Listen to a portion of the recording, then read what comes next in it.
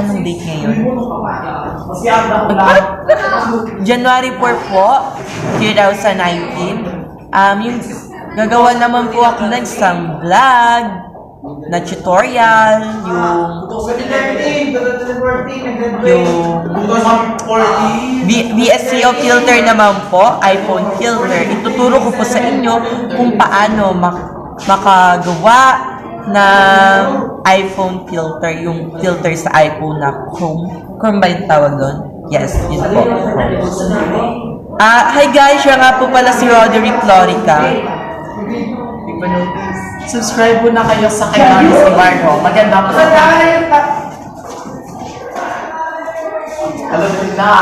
Siya po si Just Tony, yung promoter, yung executive producer ng YouTube ko. Si Nicholas, ikaw. Yes, huwag niyo pong kalimutan na mag-subscribe po sa kanya. Let us help Aris Ibargo na. Yung ipakita mo yung yung pag-subscribe mo ng mga Indian accent.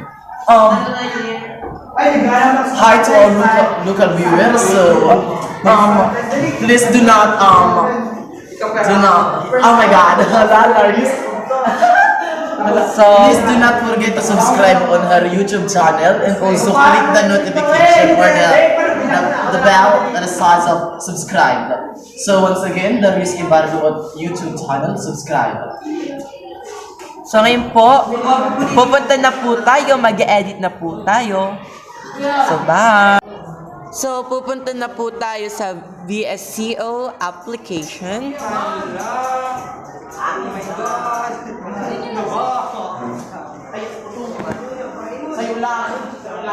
Pasensya na po, masyadong maingay. So,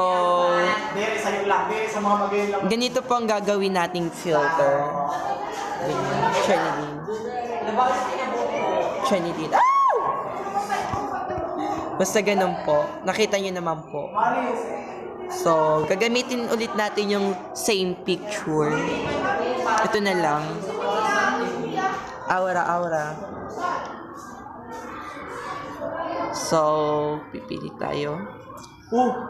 Nag-post si Roman. Darius. JS promises. Break time. Break na lang. All preset. Si JS.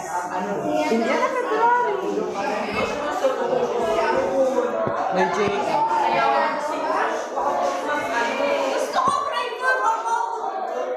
Darius ito. May isa.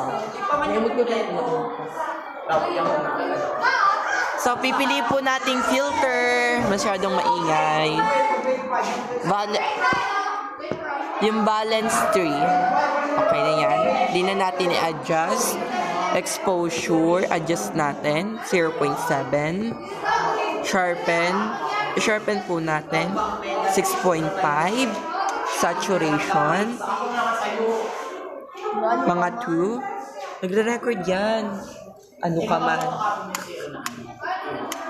Yung highlight. 4.7. So, punta na po tayo sa HSL. Naka-record. Balance lang po natin. I-blend. Ganyan. Sa orange color.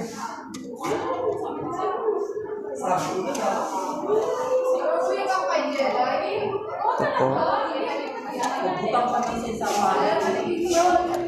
Parang HEPA po ang tawag dito. HEPA filter.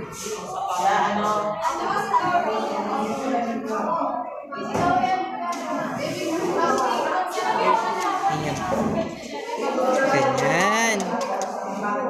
Madali lang po siya.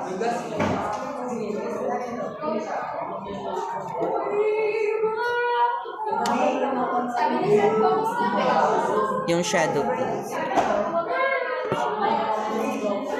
Yung skin tone. Ayan na po siya. Ganyan na lang po siya.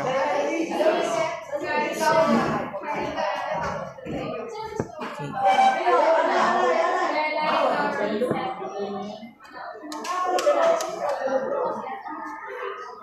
Save to gallery.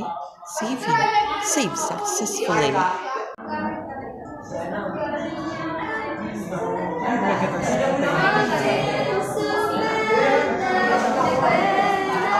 So that's all for today.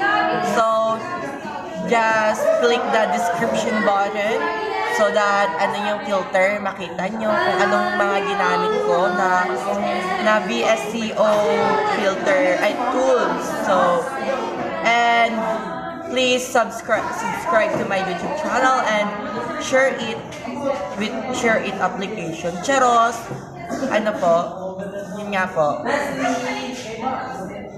And comment down below kung alin pa pong vlog ang gagawin ko, mga tutorials. Ay, abangan nyo sa susunod, gagawa po ako ng Catriona's ear cuff.